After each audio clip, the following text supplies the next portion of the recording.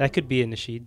If they just if they took away the drums. No, the drums. I mean, not the drums. If they took away the like guitar and just made like an electric or something. Vocals only track. Yeah, it's like you're talking about how you're not. It's like I'm not a perfect person, you know. How the rest of the lyrics go? I just want you to know. Yeah, I you know. Found a Yo, See? you can totally spin that. I'll tell you, that song could totally be like a Medea or like a nasheed or something. Yo, anyone who like grew up in the 90s, you recognize that song? Astaghfirullah. What? Hey, people have done it before, you know, like that other song. Okay, you know what? Like the SZA song that they changed to like Medea. Middle Eastern inspired. Yeah, exactly. Now that we're on this topic, all right, you know what? Let's just do the intro real quick. Did you write down the one that you had on? This was it. Oh, okay. Shoot. Welcome back, everybody, to another episode of the Cousin Connection Podcast. We are so loud today. Yeah, I'm gonna turn that down. a bit. All righty. I don't know which one you are. Hello, that's me. Okay. We literally use the same mics every week. Okay, I know. I don't know why I changed it. You know why? It's because we have a little bit more energy. Because last week we were so quiet since we were so like tired. It was in the morning. Yeah, exactly. And you were also Clearly, suffering from your allergies. Yeah. You know what's actually pretty funny? Because it like got abnormally hot. Like it got really hot this week in Toronto. Yeah. Like summer weather. What? No, this is nice. It's like spring weather. Low 20s. No, it was high 20s. High 20s. It was 27, 29 for the past couple days. No, it was. Maybe yes, it was. Your side of Scarborough, but I had a nice breeze in my office. Well, like, you know, thermostat doesn't lie. Okay, it was definitely. Maybe it was like what do you call it? You know how they have wind chill? It was like wind chill. It felt like a little bit cooler. But if you were just like static, like sitting in a car without the windows open, you're cooking in there basically. Yeah, it was pretty warm. I'm not gonna lie. Yeah. So, what was my original point? I was mentioning something. How you're not suffering from allergies right now. Oh yeah, because of like that extreme change in weather where it got really hot. Instead of having that like in between where spring usually falls. I just didn't have many allergies. I thought you get allergies when it's warmer out. No, I think it's like the pollen in the air. I don't know what it was. But I just know that I only felt it for those couple days. Yeah. And then since then, I've been fine. Like maybe every once in a while, I have a little bit here and there. Yeah. When it's a little bit chillier. Yeah. Because I leave my window open. But other than that, I haven't really felt it since. But we're probably going to feel it next week when it gets cooler again. I was just about to say that. Yeah. You're about to be humbled. Yeah, the spring showers are definitely coming next week. They sure are. Yeah. It's okay. You know what? It is what it is. We'll get some lush greenery now because of all the rain. But yeah, so this is our last episode of the Ramadan series. I kind of feel sad. I actually kind of enjoyed it. Why? Oh, like just focusing straight on Ramadan and Ramadan in general? What are you talking about? Or like yes, Ramadan in general, but also like the series. Like I feel like if we go back and watch the first episode, I was so anxious. You know? I was like, yeah, like taking deep breaths just to calm myself down. Yeah, and now because it's not usually what we're like. We don't get that deep into it normally, right? Yeah, like I feel like. I don't know if this is the case for you, but did you always feel like growing up, you've always like compartmentalized like your religion compared to like other aspects of your life? Like you don't really talk about deen at school. You don't really talk That's about what I mentioned last week, you know, the code switch. Yeah. It's like a culture switch. I don't know. Yeah, it's basically a code switch, right? Like yeah, like you're still Muslim at school. You're still Muslim at work, but you just like literally don't speak about it. Yeah. So that's why I wanted to normalize it. Yeah. And bring it into the workplace and wherever else you are. And I feel like with also just the rise of Muslims being everywhere, I feel like it's going to be more normalized. Like it's just a natural course of things. Yeah. Right? So even if we didn't do anything specifically to push it, I feel like it would naturally start to move that way anyways. I mean, social media is a big help too. Yeah. Like there's definitely been a change in the past couple of years with just the visibility of Islam.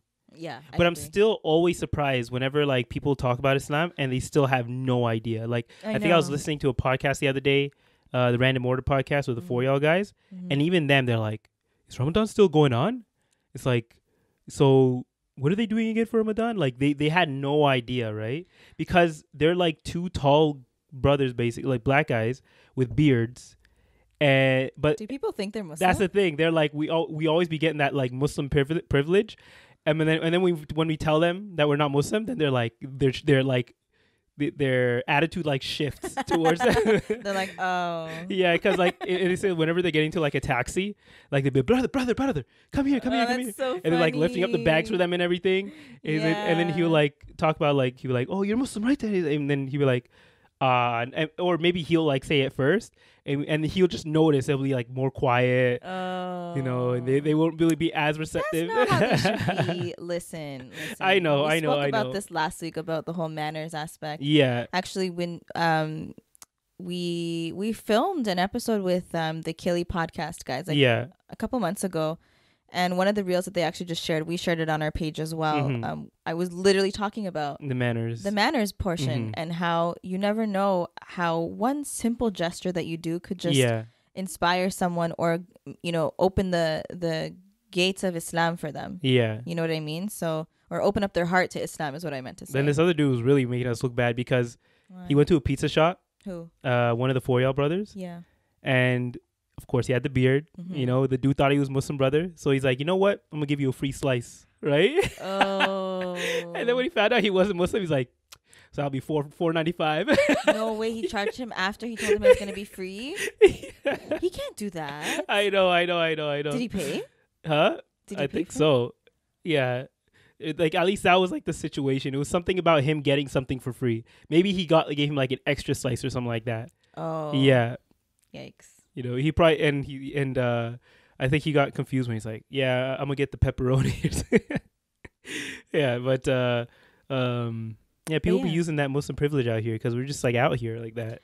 I mean, okay, so I know we were going to talk about something totally different, but we kind of got sidetracked. So let's just finish this topic before we go back to the other one. Yeah. I think. Why are you so quiet now? I don't know. I'm gonna turn you up. Okay, fine. Okay. I feel like Muslim privilege only really exists within Muslim communities. Like, I'm not gonna lie. Yeah. Like, okay. Like, for example, when you're in a Muslim country, like when I went to Turkey, for example. Yeah. You know, I already wear hijab. I'm already covered head to toe. I didn't have to like wait in a line to get a rent and abaya situation to go into the, you know, at the time, the Hagia Sophia wasn't a mosque. It was still a museum. Oh, it was, but it was a museum. So you had to like wait in line. But now it's a mosque. It's open for everyone. Yeah. But back then it was like you had to pay to get in and all that kind of stuff, and you had to be covered. But I didn't have to do all that, so I just walked right in. I was like, is that Muslim privilege though? Yeah, I was like, I'm here to pray. And they're like, okay, go in. But like, even if you were a non-Muslim, but you were still covered up, wouldn't they just let you in anyways? Yeah, but like, are non-Muslims voluntarily covering up? Yeah, I guess so. You know? I feel like Muslim privilege, whenever I think about that, it's like the things that I mentioned, where, you know, taxi drivers might treat you better. But then again, for me, I don't really get it as much because I'm not like quote unquote visibly Muslim. Does that make sense? Oh, like unless they know my name. The one thing that, like, I mean, for me, I am. Yeah, exactly. So Muslim women, or sometimes men, like dads and stuff. Sounds kind of creepy. What? Muslim women and men, like, they'll smile and they'll say salam, which is nice. Like, I like when that happens. But mostly in Muslim countries, I feel like they're nicer to you. Yeah. Would they even know that if I went to a Muslim country, would they even know? Unless I'm walking around in a qamis or something, would they even know? Yeah, if you're wearing a thobe or if you're with another hijabi, then they would. But if you're just walking around like this, they'd probably think you're like Anthony Joshua or something, and then they'd be like, "Oh my God, celebrity!" I keep getting that. I don't know. You know what? I didn't see it at first, but now I'm like, okay, I kind of see it. And then every time I'm like, "Oh yeah, Anthony." Like, some people say I look like Anthony Joshua. I pull up a photo for someone who doesn't see it, like initially, and I show them the phone. They're like, "Oh, I don't see it." No, I'll find the photo because it's you, right? Like, you need someone who's objective. I'll find the photo. Okay, and we'll do a side by side. Okay, yeah, because maybe like there's an idea of what you think you look like, and then there's what people actually see you as, or like what you actually look like. Yeah. Honestly, I'll show you this photo of this one girl who Iman, our cousin Iman, like swears that we are long lost twins, and I'm like, girl, I hate to break it to you, but I don't see it. Like, I gotta see that photo. We don't look alike. I bet you I would see it. No, when you see it, you're gonna be like, she's tripping. You don't know. I don't know what she's talking about. Yeah. But I don't know. Muslim privilege is kind of nice because I feel like we don't experience it often. So I'm gonna let my privilege thrive. Yeah, and I haven't been. I don't think I've actually been. Think about it now. Country? I've never been to a Muslim country. like outside of like a Muslim majority country. Yeah. I'm trying to think right now. Like Ethiopia is it? I think it's a Muslim majority. Is it not? No, it's not. Because Oromo is. But again, there are Christian Oromos. Are there? What? Really? Are there not? There's got to be some. Well, like the president is Oromo and he's Christian. But then again, that's because he left Islam. Yeah, but I'm pretty sure they're all Muslim. Okay, so maybe I'm wrong. Maybe I'm wrong. Then that means that's a majority of the pop. I'm pretty sure Oromo people are. I'm searching it up. Are like 48% of the population, and then you're dealing with the other. See. I did not know this, but only half of the Oromo people are Sunni Muslim. What? I told you. A third are Ethiopian Orthodox, and the rest are mostly Protestants, or they follow their traditional religious beliefs, whatever that means. I'm a worldly man. I'm a worldly man. I really thought they were all Muslim. No. But like, yeah, because it's an it is an ethnicity, but I don't think the ethnicity is like ours, where it's tied to the religion. Like the religion. It's like Somali people. Sorry, I just yawned. Somali people are all Muslim, yeah. Yeah. And same with people from Harar. Yeah, exactly. So, what was the original point there? Oh, Muslim, yeah. So outside of that, like outside of Ethiopia, unless I'm like transferring, I don't think I've ever been in a Muslim majority country. So I don't know what that feels like. Let's go to Dubai. Well, okay, this is another one of our future points. But inshallah, when we go do Umrah, then you'll experience it. But then again, like, it's different, right? Because when you go to do Umrah, or if you're doing Hajj, like, you see literally every single walk of life there. Like, different types of people from every single country around the world. So you're going to see people with tattoos who may not look like a traditional quote-unquote Muslim. You know what I mean? Or you'll see someone with the typical long beard, the whatever else classifies a man, like makes a man look like a Muslim. But like, again, you're gonna be wearing the white what's it called? No, not the thobe. Like ihram. I'm pretty sure it's called ihram. Yeah, it's like the one sheet that you put over everyone wears that anyways. So yeah. Okay. But back to our like what we started off our point with. But before we get into that, actually, I just wanted to remind you guys. Our giveaway is not over yet. We still have until April 30th. So make sure. Would it not be over when this comes out? No, because this is coming out on Thursday. Okay. Yeah. Okay, yeah. So make sure. And I think some of you guys are a little confused. So I just want to restate the rules real quick. You're not commenting on our post on Instagram. You're commenting on the YouTube video for episode 90. So episode 90, which was our last week's episode, you're going to go there and you're going to comment how you found our podcast. And leave your Instagram username so that if you do win, we can message you somehow. And then make sure that you're following us on Instagram and you're subscribed to our YouTube channel. Those are the rules. But So back to our original topic. What was our original topic? I'll tell you. Okay. So the one that you were gonna write down but never. Yeah. Okay. I don't know. I just said it like that. Yeah, was weird, right? Exactly. You could have just jumped into it. I know. I don't know. Okay, go. What you got? So, okay, so I was driving with my friend Sumaya the other day, and I had, so on Apple Music, like I have my playlist of nasheeds, right? And I had it, and then you know how Spotify has the same feature where like once you're done your playlist, it starts to like suggest songs that are similar. Yeah. So it started doing that, and you know, I heard this song that sounded very familiar. I'm like, oh shoot, like did I not like do it so that it's just nasheeds only? Like, you know, I freaked out. I'm like, oh no, not music in Ramadan. Yeah. And it sounded like Chris Brown with you.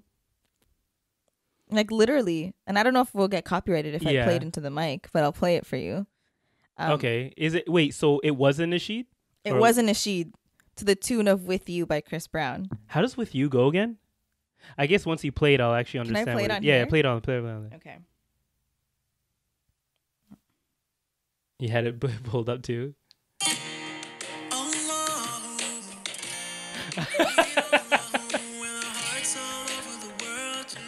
Basically, like I was mentioning earlier. Oh my god. Okay. 12 seconds. So, we both kind of just stopped our conversation. I was like, do you hear that? Yeah. And we just like took in the lyrics. I was like, I don't know how I feel about this. Huh? I don't know how I feel about it's repurposing it's kind of like, and maybe I'm wrong in comparing this. Yeah. Like maybe it's like comparing oranges to apples. But like, remember a couple episodes ago when we talked about like decorating for Ramadan, and I talked about like the Ramadan tree. Yeah. And how I didn't know how I felt about it. You think this is like the Ramadan tree? I just, I get the vision. Like, some people struggle with listening to music. And so to kind of get them to listen to more beneficial audios, you're just going to take the tunes of songs that they may already be familiar with, that they love, and just repurpose the lyrics, change them up. Well, it could be like, okay, so there are people who are always like struggling with like changing certain habits. And sometimes, finding an in-between can help that transition. Yeah. And so for that, like that's why I get it. But it just like, I felt uncomfortable. Yeah. Like I felt like, is it even right for us to listen to this? Yeah. There's probably some saying where like it's acceptable here and there. But like, no, okay, here's the thing. Like, I don't want to shame someone for trying, you know what I mean? Because I know that, especially when you're in the West, when you're not living in a Muslim country, or even if you are, like, it's hard, right? Like, everyone has their own personal jihad. They have their own struggles that they're dealing with. So I'm not like hating on that, because I'm not perfect, and I never claim to be. Yeah. And I get it. Like, I do understand it. I just like, it was something new. And I think I was just trying to like make sense of it in my mind. Yeah. Like, you see how your reaction was when you heard that? You're like, wait. Well, yeah, because I've heard things like that before. But I also heard another one. So after this, because I'm pretty sure that same person who uploaded that one, that same channel, whatever, probably has multiple like that. No. Well, okay. So hold on. I gotta find the other one, because this one just sounded like, I think his name is XXX Tentacion. Yeah. The one that passed away, right? Yeah. He had this one song called, I think it's called Changes. And I'm like, I've heard it a couple times. Yeah. But it came on. Let me see if I can find it. Wasn't he like very aggressive in his? Here it is. Ready? Yeah. Okay.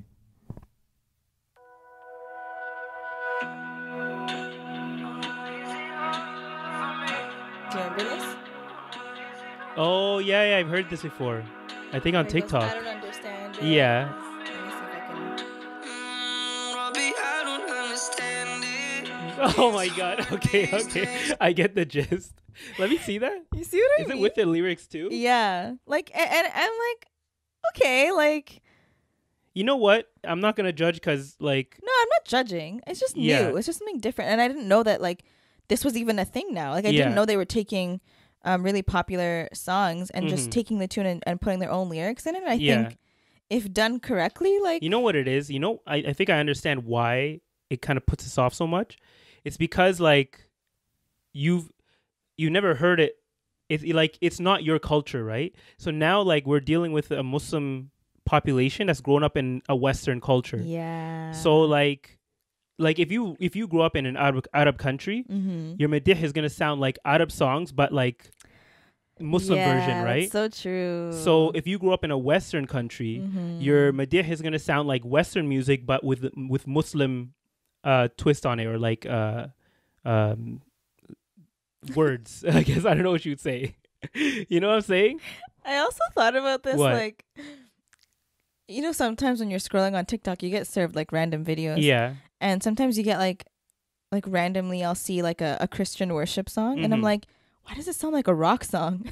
Oh yeah, see. You know what I mean? I'm like, oh well, like duh, because that's their culture, right? Exactly. And I'm thinking back to like the madihs and the nasheeds that we used to sing as kids. They did not sound poppy at all. Yeah. Like, do you remember the stuff we used to sing? Yeah, like look at the people around. I don't know. Look at the order around. Okay, I don't remember the lyrics. Okay, yeah. Yes, I know I have a creator. Exactly. So like, but that's because that was our culture, I guess. And we were singing in English. It was just. But it was in a very like Arab style, if that makes sense. Like if those lyrics were in Arabic, like the flow of it, like the structure of it was very like. Kind of similar to madih, but we just made it into English. No, that was y'all. Us girls, we wrote our own lyrics, okay? Let me just tell you guys. Did you guys write your own lyrics? Yes, we did. Well, when we were more established, yeah. Yeah. We used to write our own lyrics. And but the beats but we were more inspired from like the very traditional nasheeds, like exactly. So Sami the rhythm, Yusuf or like Maher Zain. Yeah, so the rhythm and like the style that you guys were emulating was culturally related to like more of the Arab culture or a culture or like Middle Eastern culture in general. Yeah, like I don't think we would have even like dared to take the tune of a mainstream song and just plugged in Islamic lyrics. Yeah. I think we were just too scared to do it. Mm-hmm. But now I feel like, it's working. So yeah, sometimes you have to meet people where they're at. Yeah, I get that. And then try and pull them in that way. Yeah. Like it's almost like if you're trying to get a couple guys from the hood or whatever. Okay, this is gonna sound like super generic, but like okay, not from the hood. I don't know. I was thinking there was a story I remember that a sheikh told me once, and like that was his premise or whatever. Okay. But like, and the sheikh. It was Oh no, I'm not gonna mention name, but okay. So this sheikh. So basically, he's like he knew that if he tried to approach these guys wearing like a thobe and like full on like preaching like a sheikh who's giving a da'wah in like on the minbar on Jum'ah or something. If he came into them in that style, it would completely put them off. Yeah. But when he came to them dressed similar to them, he knew the slang, he knew the vernacular, all of that. He would talk to me. He would become friends with them first. They would have some outings, and then like he would slowly start to like mention Islam and the things that he knew that they would be attracted to, and then he would try and like bring them and say, hey, you should come and like visit every once in a while to the mosque or like to the center and just get work on them that way, right? Smart. Yeah, so this could be a gate. So you can think of these things as like gateways. And and to go back to the original point, ultimately I don't think there's too much wrong with it because it's just we're kind of put off by it because it's not used to the culture that we grew up in. I'm not put off by it. Like it was nice to listen to. Yeah. I'm not gonna lie. It's just I wasn't used to it. Yeah. That's all. It wasn't like oh, why are they doing this? I was just like, oh, this is interesting. That's why I felt kind of like should I be comparing it to the Ramadan tree or not? Like it's not really the same. Yeah. Or maybe it is. I don't know. But what does have me interested is like now it's like how if we looked up for like Chinese madih or like Bangladeshi madih? Like we've heard madih from India and Bangladesh and Pakistan and all those places. We have? At least I have. I've seen them on TikTok. And it is very inspired their culture, but they're putting they're using Muslim teachings and like lyrics on it. Yeah. Right? So everyone has their own twist. It's just, it's weird to hear it in English for once. Yeah.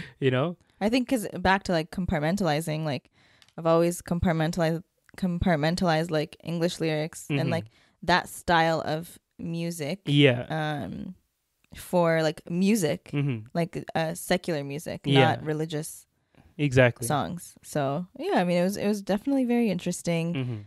But I mean, we'll listen to it after we record this. So you can, maybe you know what it is. Okay, I think. Sorry, I know I'm saying you know what it is a lot, but like I'm like contemplating this as we're talking about it, right?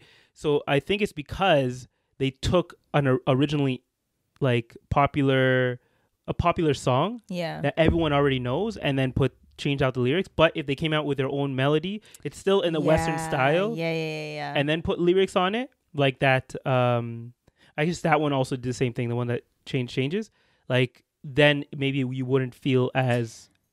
You know who did a really good job of that? Who? Do you remember Native Dean? Oh yeah, Native Dean. I remember like I think my brother like randomly like came across it, or we had a CD at home. Yeah. And so we started listening to it, and it was so different from like even our own someone in our own community. Oh Muhammad. That CD slapped. I'm not gonna lie. Like I was waiting for a sequel, but I wonder if I still have it somewhere on my computer. I feel like I do. I think it's on SoundCloud somewhere. Yeah, I need to find that one. It was Muhammad what's his last name? I only know his first name. I mean, you want to put his whole govy out there? Like, oh yeah, exactly. Like, don't expose the man. But yeah, maybe we'll use like the that one track. I think it's track 5. The really popular one. How do you remember the track numbers? Because I listened to it on a CD. Oh yeah, exactly. But just to give you an idea, like he was rapping, but like about Muslim stories. Like he would essentially tell stories. Not Muslim stories, Islamic stories. Sorry, Islamic stories. But he would rap it out and like put it into a rhythm. Basically, he'd do like poetry, basically, and then have some beats behind it. Yeah, he was a really talented, mashallah, lyricist. Yeah. And actually, one of our friends, Nader, was also, I think he had like a feature on one of the tracks. Yeah, too, exactly. Who's another talented writer too, mashallah. Yeah. So, and they kind of came at it with like the hip hop approach, and that made it more like approachable for people who listen to hip hop more and they want to like kind of start to steer away from it.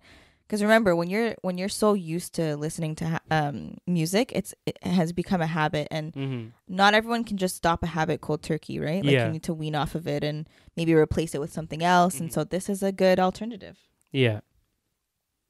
Oh, are you searching it up right now? Yeah, but I realize I'm not signed into SoundCloud. Yeah. I'm pretty sure it's on YouTube. I'll find it afterwards. Yeah, and then maybe like it'll be the outro of this episode. Oh yeah, exactly. I can just do that. That's what I was thinking. Yeah, I'll make it the outro if I find it, because I think I even have the actual file somewhere. Oh yeah. You know me, I keep like a bunch of stuff backed up. You do be hoarding stuff. Yeah, exactly. Okay, guys. So Sarah has been wondering recently, why is everyone and their mama going to Umrah this year in Ramadan? Why'd you do that? That's what she wrote down here. Everyone and their mama is doing Umrah this Ramadan. But it's true. Okay. It's true. Like, I don't know about you guys, but as I go through my Instagram, like every other story is someone in Mecca. Yeah. And it makes me so happy to see, first of all. And I feel like I've kind of fixed my algorithm for Instagram and for TikTok to kind of see more like Muslim Islamic content. So I'm happy about that. But like every other like day, I'm like, oh, you too, and I'm like DMing everyone like, make dua for me in a mirror. Yeah, you know what I think it is.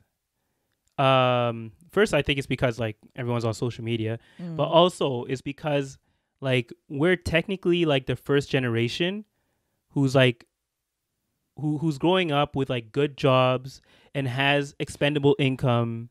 No, I don't think we're the first generation. I think the gen before us. Is it? Yeah, but like I'm talking about, but they're not really on social media as much. They're on Facebook. Yeah. Maybe there's a bunch of people on Facebook. Guys.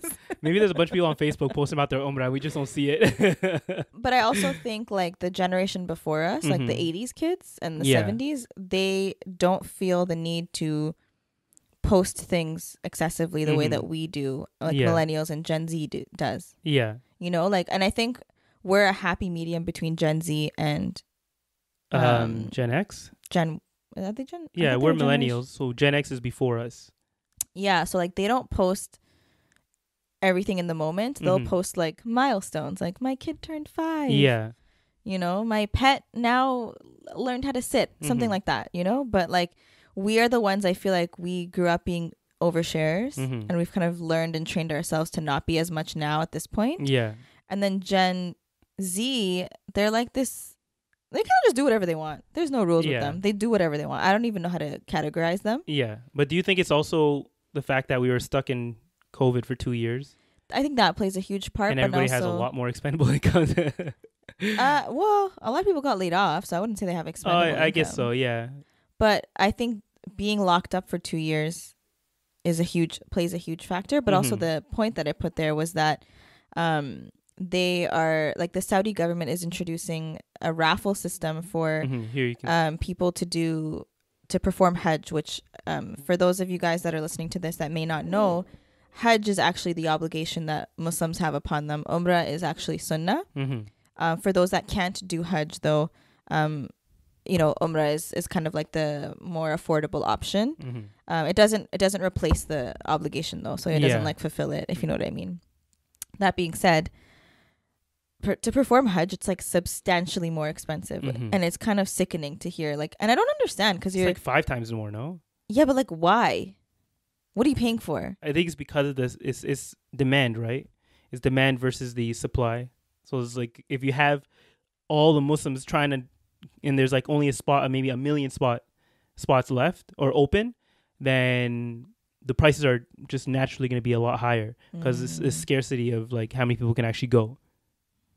Wild. But But yeah, so because the Saudi government has now introduced the raffle system for those who want to perform Hajj, it has become a lot more difficult for people to actually plan it, because let's say you're a family of 4 and, you know, the wife gets it and maybe like the daughter gets it, but the son and the husband don't get it, assuming that that's the dynamic of your family. Like 2 people out of the 4 get it. Yeah.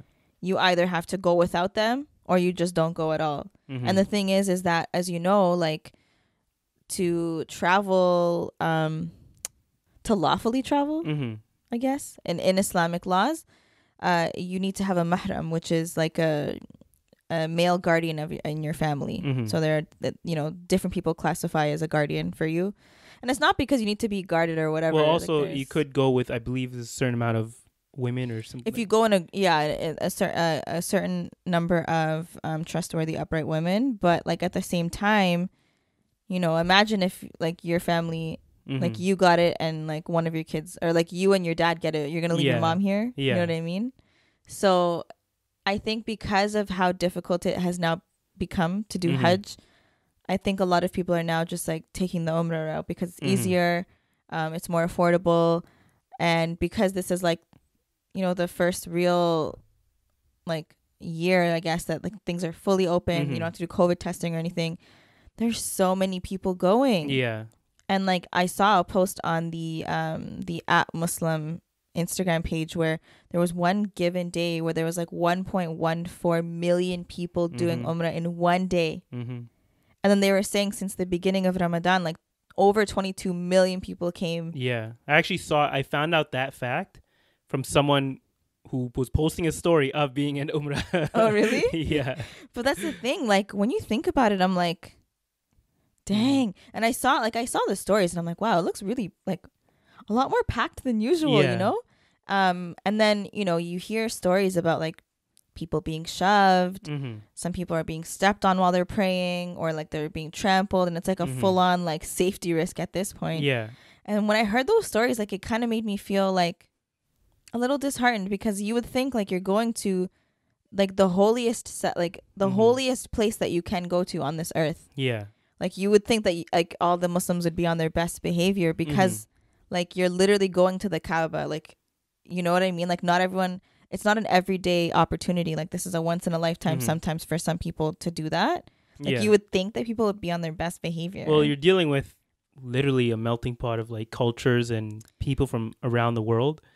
And like places where like you'll have like people from distant like farmland who probably who haven't like been around a lot of people ever in their life like this before.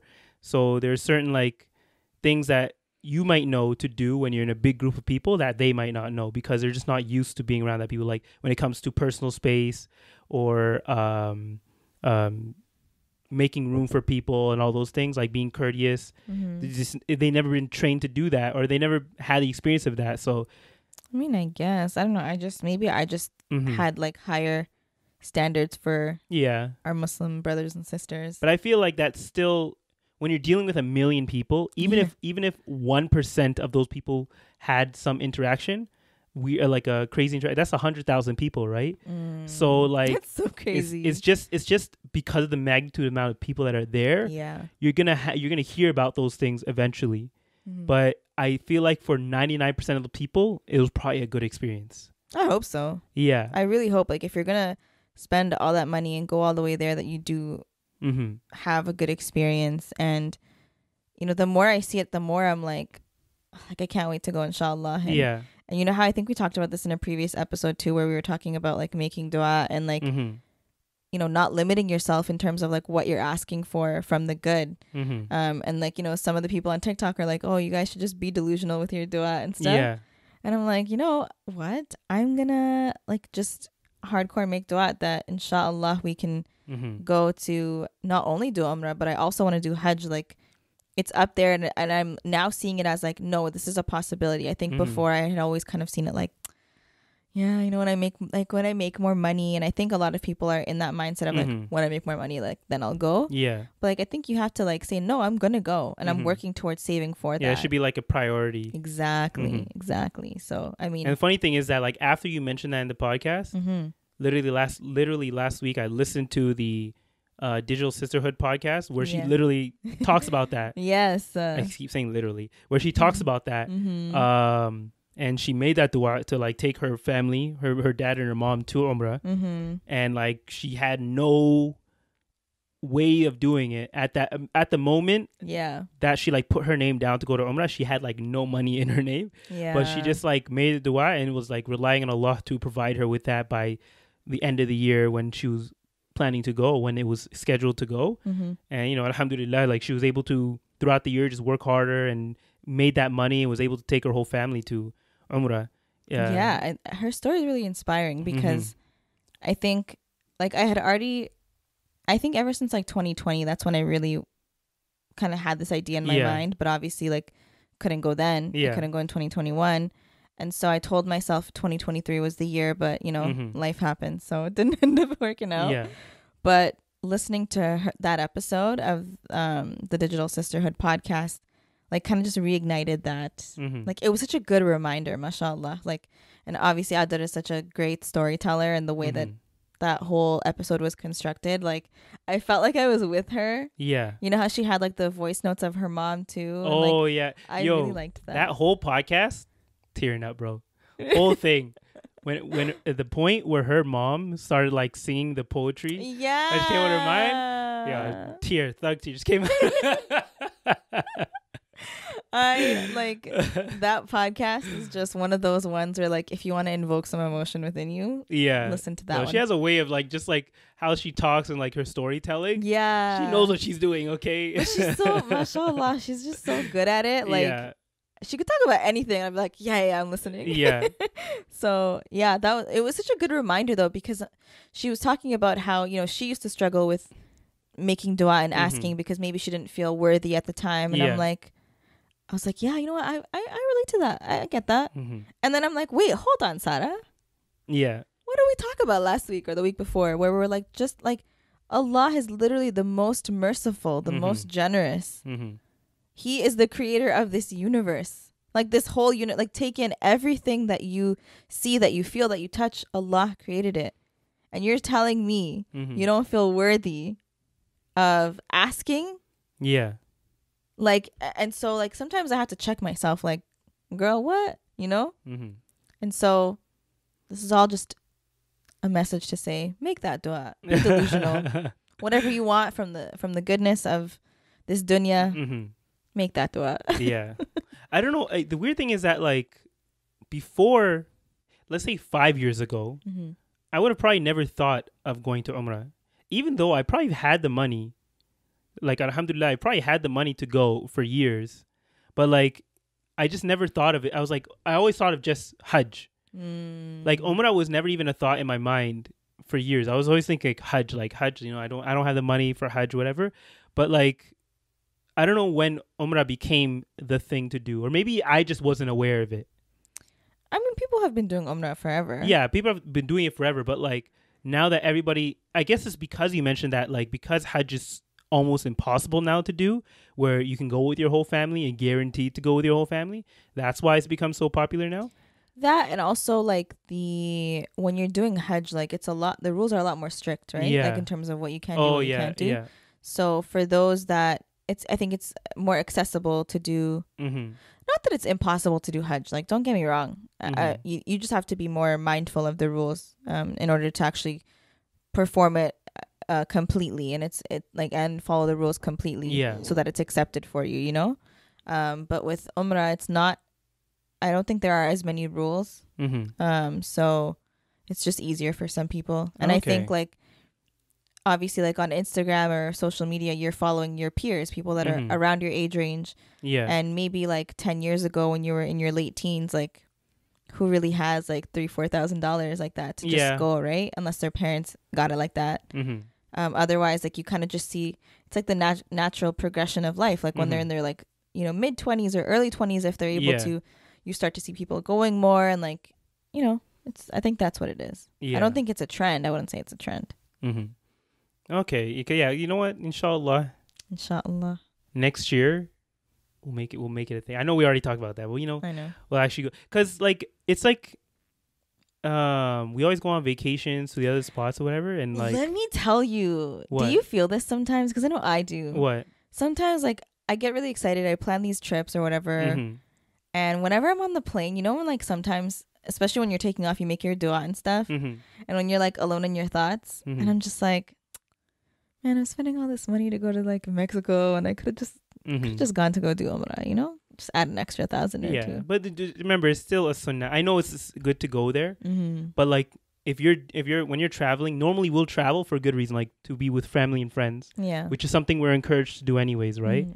Like if you were flying to like Mexico to like go to party or whatever, then I'll be like, you should feel the most guilty. But if you're going there because you want to spend time with your family and friends, where you're in like a secluded environment where you can be just together, then I feel like, you know what, you can probably benefit from that as well. Yeah. As long as you're doing it for the right reasons. Yeah, I get you. So you shouldn't feel too guilty about that. Yeah. Yeah. Even though you're like, oh, I gotta use that money for that. But inshallah, it wasn't written for you. I mean, it wasn't written for you then, but it could be written for you now. I was going to say, what did you just say? Yeah. Inshallah, next year. There were some other stats you wrote on there too, no? Let me check. You said I saw like something about 22 million. Yeah, I said that. What did you say? I already made that point. Oh, did you? Yeah, I was saying like since the beginning of Ramadan until now, like over 22 million people have gone to do Umrah during this Ramadan season. Yeah. Which is like 22 million. And you know what's crazy? I don't know if I mentioned this last time, but I'm always surprised by like how small the populations are. What do you mean? Of like Muslims in the West. Like how in America, Muslims only make up, I think, like 1 or 2% of the population. But it feels like it's so much more people. I don't know. That was just a weird stat. I think I mentioned it last week. Maybe I don't know. I really? Feel like I'm retreading water here.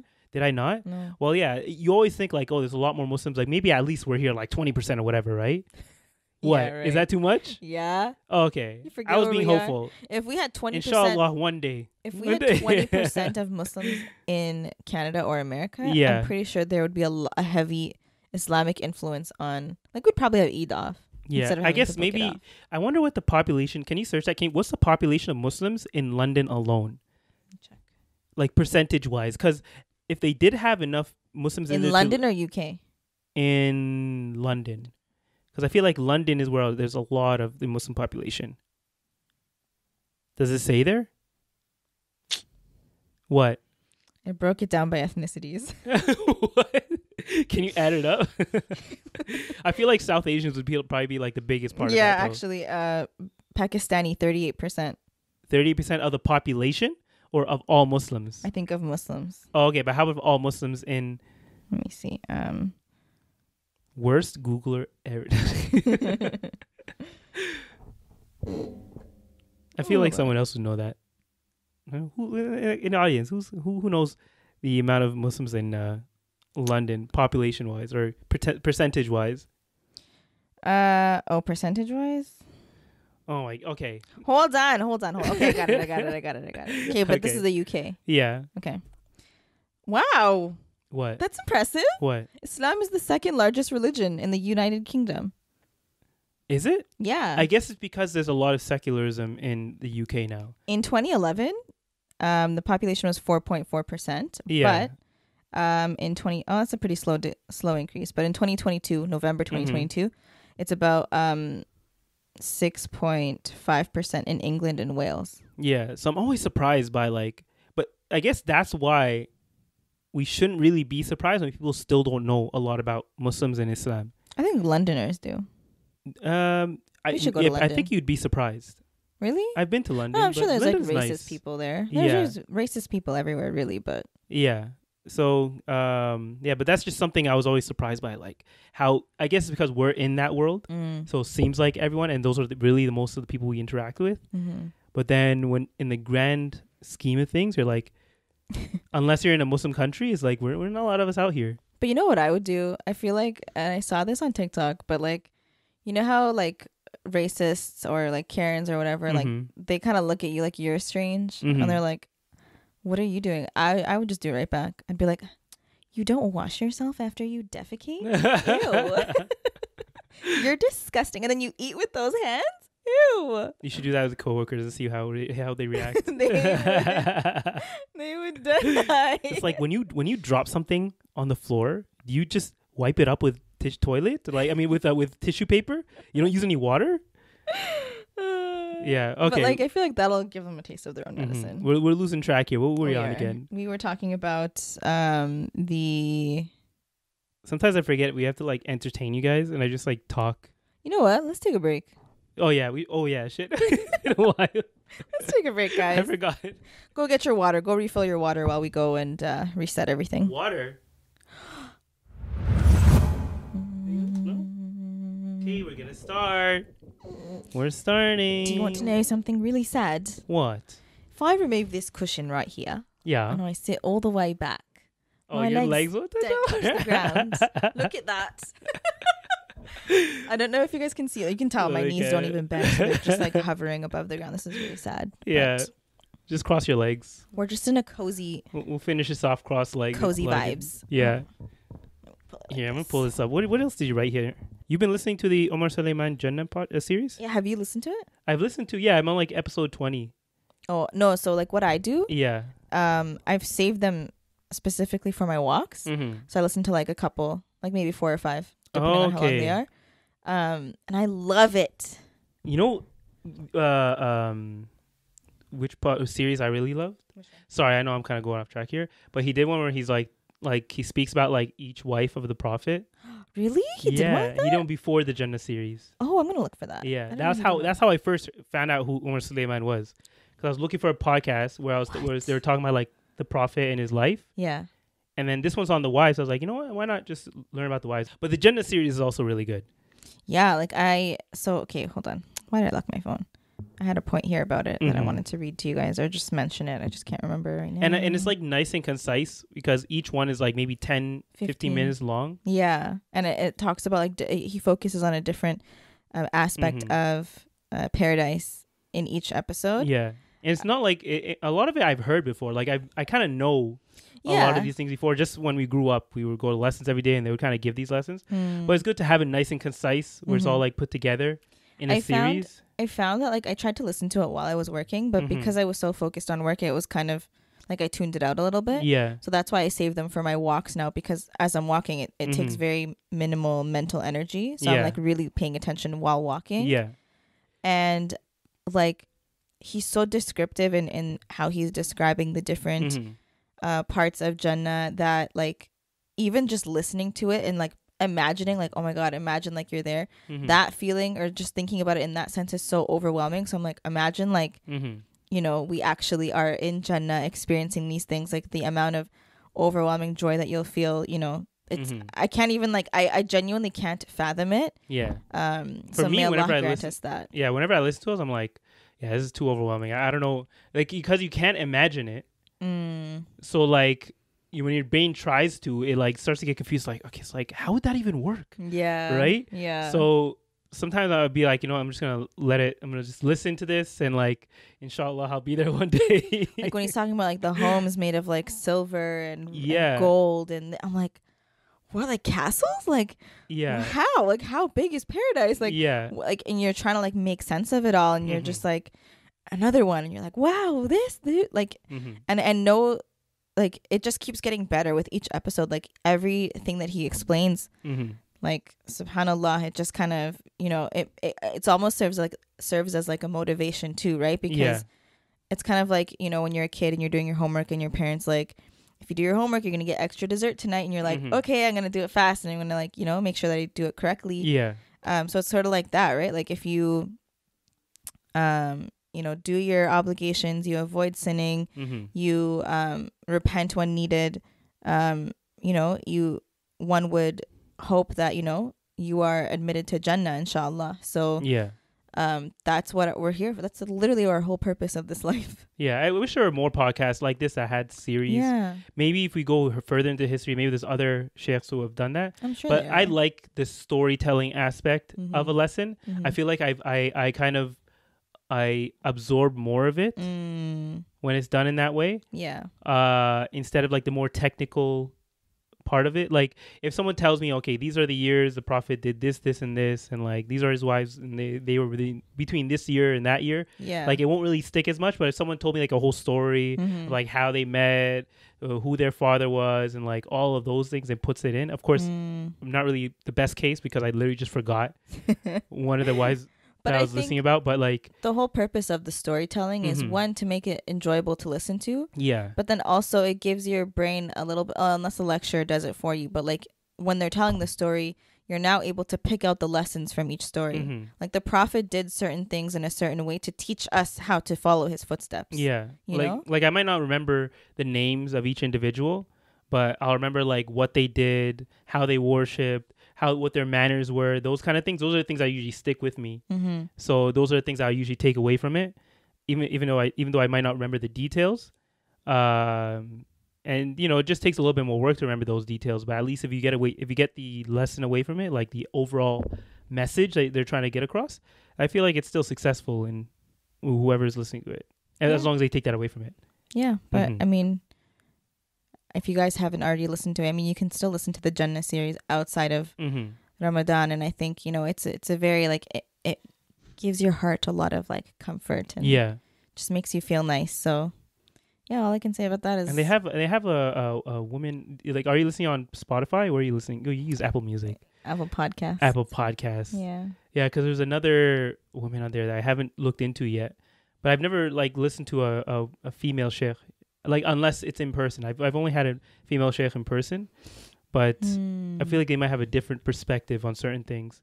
But then again, they always usually give lessons on like things that might be more female centric. Not always. Not always? Yeah, they give lessons on everything. I guess so, but like every time I'm exposed to a female sheikha, at least in like social media, they're usually talking about something that's more female centric.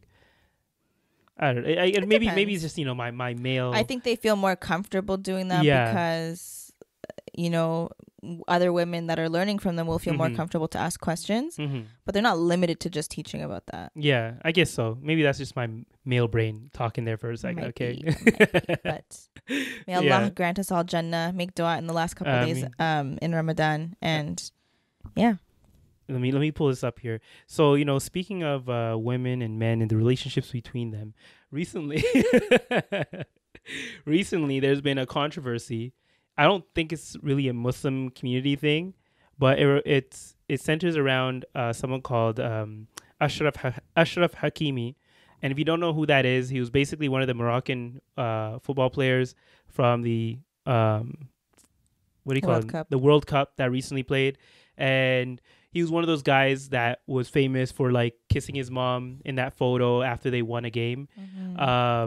So recently there's been a lot of controversy because his wife that he was married to recently filed for divorce. And as they're going through the proceedings, you know, she wanted the half, you know, the classic, she wanted 50% of everything. They found out that he actually had almost nothing in his name. And everything that he was all the money he was making and all the clothes he bought, all the cars he bought, the houses, he always bought them under his mother's name. So first off, I want to know, what's your perspective on that? Because there's a very, you know, popular perspective from the guy's side. Yeah, city boys up. Yeah. So what was your initial reaction to that? Mine was, isn't he Muslim? Like, shouldn't he follow the rules of divorce and pay her what she is owed? Well, there's nothing saying that he won't do that, but it's also not in Islam where like there's a whole 50-50 thing, whatever. Yeah, I don't know what I can't remember the rules of divorce, but I know that when you do your nikah, there's an amount that you're supposed to agree on in the event of a divorce. So hopefully she secured the bag, but I don't know. Oh, you see, so you still want her to get away? All I'm saying is, if she married him when he was a nobody, and then now they're divorcing when he's a somebody. Did she? I don't know what their story is. Me neither. I haven't looked into that one. Me neither. But I'm saying, like, if that was the case, where she married him when he was like literally no one, and now he's one of the biggest soccer players in the world. I think she's like a Spanish actress or something like that. Oh, she's not Muslim? She's not Moroccan? I don't think. No, I don't. She's not Moroccan for sure. Oh. I don't even know if she's Muslim. Oh, yeah. Okay. Well, Does that change things? No, it doesn't. Does it though? You're No, it doesn't. You're trying to change your tone there a bit. A woman is a woman. Okay. So I still think he should still follow the correct rules. Yeah.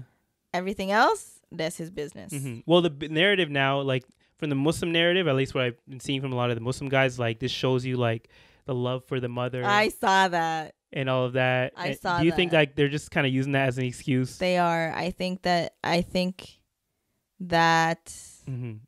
Because there's nothing in Islam. This is like like if we're gonna let's remove religion, like the religious aspect. Okay, okay. This is what you would call a chronic mama's boy. Okay, that's what I've ladies, heard. You know what I'm trying to get at. Yeah. So I think that either his mom suggested that he do this, or he made up this plan in his mind and was like, yeah, you know what? I'm gonna protect my assets by giving it all to you. Mm-hmm. But then I saw another comment that was very interesting. What if the mom had like a dad, a husband, or like an ex-husband, so not the father of the child, and they got a divorce? Does that mean she would take half of the kid's wealth? Wait, what? If her dad... So Achraf, all of his wealth is under his mom's name. Yeah. Let's just say she didn't have a husband, she remarried someone, or married someone new. Then they were getting a divorce, but all of his wealth is under her name. And let's say they didn't have a prenup, and the laws of their land says that when you get a divorce, whoever has the most money, 50-50. Yeah. Does that mean he's the stepdad is gonna take Achraf's money? Technically, yeah. But like she was already older. He probably felt like it's just like the chances of her getting remarried. And at that point, if she did, she'd probably like transfer everything back to him. If that was the case, right? Maybe, but yeah, like that's like a really roundabout way of thinking like how things could go wrong. But I just think it's interesting. Like it seems like a very calculated move, in my opinion. No, I definitely, from my perspective, I was like, this is definitely just a calculated move. I don't think religion really played a part in why he did this to begin with. Maybe it did, but my opinion, I guess, in this case, is that he did it mainly because he had like some doubts about his wife. That's why I was like, oh, is she not Muslim? Because maybe that's what it was. Yeah, I'll have to look up if she's actually Muslim. But I just know that she was like a Spanish actress or something like that. Also, she had her own money then. Oh yeah, so that was another thing, is that now because he technically wasn't the breadwinner like she was, she would actually have to give him 50%. Oh hell yeah, that. So he's like double up.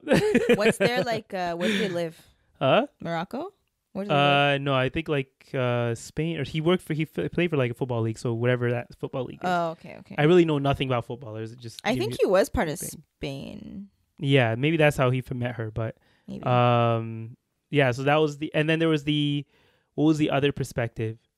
Oh yeah, because there were a lot of women who were kind of annoyed. They're like, this isn't really an Islamic thing. Like the guys who were trying to make it like, oh, this is like, the love for the mother in Islam and all that, which is a good thing, but like it's not really related. And the women are like, yeah, but in Islam it also doesn't say to put all your assets under your mother's name. Yeah. Right? Like you that's not really to provide for your wife. Yeah, exactly. Give a responsibility to fulfill your obligations to her. Yeah. And if you don't and you fall short, exactly. So there's gonna be barakah in your rizq. Mm-hmm. All those millions that you have signed to your mama could just magically disappear. And technically, if he was following the proper rules, like he wouldn't touch his wife's money at all. Like once they get divorced, like it's done. Yeah. So that was just an interesting thing going on. But like that also brought up the question in my head, is that like if you were about to get married, how would you feel if your husband brought you a prenup saying that you have to follow the Islamic rules? Would you sign that right away? To follow the Islamic rules? Yeah, like he just came and he's like, okay, here's a prenup, sign this. It means that like in the case we ever get divorced. He can't decide that number. I do. Huh? He can't decide that number. So would you? That's the thing. I would follow Islamic rules. No, but like, would you assign a prenup saying that you would? Yeah. You wouldn't feel in any type of way. No, because that's how I would expect myself. Like if may Allah protect us from divorce. But if it came down to it, I would follow the Islamic rules. No, not would you.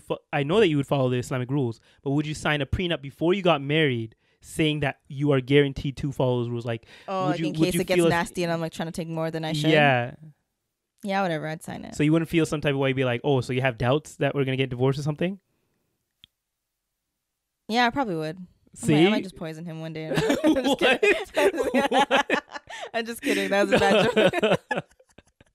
Oh my god. Because if you're a widow, it's not the same thing as divorce. Oh my god, son. I'm just kidding. That's a really bad joke. Yeah, but I feel like that might be something a lot of brothers are thinking of. They're like, now with the rules in these days, like, listen, I really, and married people, correct me if I'm wrong, but I don't think people go into a marriage thinking, yeah, I'm probably gonna get divorced. They probably, in the back of their mind, they're like, divorce is a possibility, but I don't see that with this person that I'm choosing to marry. I think that a prenup for Muslim marriages only really come into play where, like, let's say someone was already married one time, had a really bad divorce, and now they're getting married. Yeah, so I pulled out my headphones.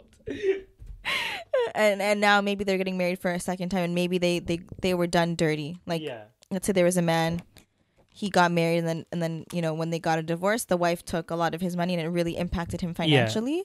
And so now that he wants to get remarried, he's like, I need to learn from my mistakes. It's not that I think we're gonna get divorced. I just need to protect myself. Yeah. And so it's like he can tell his wife, like, look, you, whatever amount you want, you decide that and you put it down. Yeah. But let's just agree to follow the Islamic rules. And I think that's a fair ask. Okay, then let's talk about this scenario. How about if, okay, they didn't sign a prenup and there's like a nasty breakup where they got divorced. Like, the girl is like your best friend and like the guy, you don't like him. Okay. And there's like a nasty breakup. They divorce or whatever. And she's like, I'm going to take him for everything. I'm going to take him 50%, whatever. And she's like she's like not going to follow the rules that they already had, like Islamic rules. Would you support her? Or would you advise her just follow the Islamic rules? Yeah. I would never let my dislike for someone stray me from not following the rules of the religion. Okay. So you'd still be like, okay, no, girl, like, you got to chill. Okay. Let's follow the rules that Allah has given us, ordained for us. And don't, try and take these Western laws that they got out here. Whatever. Yeah, like, okay, I'll give you an example. Yeah. Hopefully my parents don't get mad at me for bringing this up. But like, because, Harari people, I love to be private about everything. But for example, they're doing their will. Okay? Yeah. So like, Allahu Alam, I could die before them. But like, they're doing their will. And they're like, okay, so we're going to leave our assets for you. Because like, your brother's got it. Like, and I'm like, you don't think I got it? It's a little insulting. Yeah. But at the same time, I'm like, you know what? No, follow the rules of inheritance based on the religion. Yeah. If he's entitled to it, give it to him. I don't care, because the way that I see it, I think we're so like accustomed to have this like innate greed of like, I want more money. I want more. You're always going to want more. Yeah. Even if I had $1 million today, if I was a multimillionaire, I wouldn't stop at that. I'd be like, I want to be a multi-billionaire. Yeah. So for me, I know this life is temporary, and I'm kind of just like, don't leave it for me. Like if it comes down to it and they leave it for my brother and he's like, here, I'm gifting this to you. May Allah reward you. Like, I'm going to leave it at that. You know what I mean? But like when we were having that conversation, they were like so shook that I said that. They're like, what? Really? You don't want it? I'm like, it's not that I don't want it. I would rather avoid the dunya headache. Yeah. Just follow the rules of the religion. I'm not going to question that. No one's going to question it. Yeah. That's that. Yeah. Well, they could just go to your brother and be like, yo, will you accept if we... Yeah, whatever. Like, whatever they choose to do. I told them it's their business, right? I'm like, this is yours. Don't feel pressured by anybody. Like, do what you want to do with it. But like when it comes down to divorce... So if they were like, our assets, we're just going to donate it. If anything happens to us, do it. You wouldn't feel any type of way? No, because the way that I see it, that's theirs, right? Yeah, exactly. Like, and that can be thawab for them. Like, do it. Why not? Yeah, you know what? Exactly. That's going to be... after you die, it's like you want to make sure you're benefiting yourself as much as possible, right? Yeah, like, I would donate on their behalf. You know what I mean? Like, I don't know. I know that inheritance, when it comes to that kind of stuff too, like... people feel some type of way because maybe they feel more connected to the person who passed away, and they're like, well, I like walked their dog for them all the time, like I deserve a third of this or whatever, the third of their assets or whatever the case is. But I'm like, bro, You think tomorrow's promised for you? What happens when you die? The third that you were guaranteed is not even going to be yours anymore. Yeah. Someone else is going to take it. So that's how I see it. Okay. Yeah. That's so. Essentially, what we're trying to get at is that, like, ultimately, like, there are rules and laws in the countries you may be living in, but if possible, try and follow the rules that were already ordained by us by Allah, because you can only benefit from that. Like, there's only good that can come from that. Yeah. But yeah, again, remember, we still have the giveaway going on. So the $200 giveaway. So make sure on the last episode to leave a comment saying how you found us, and also leaving your Instagram handle there so we can find you in case you win. Also, make sure you subscribe to this channel, and you also follow us on Instagram. Those are both the rules for the giveaway, and also just generally good things to do. Okay. So, yeah, hopefully we entertain y'all this week. And next time we talk to you, it will be post Ramadan, and we'll see you then. Bye. Why do I squint my eyes? I don't know.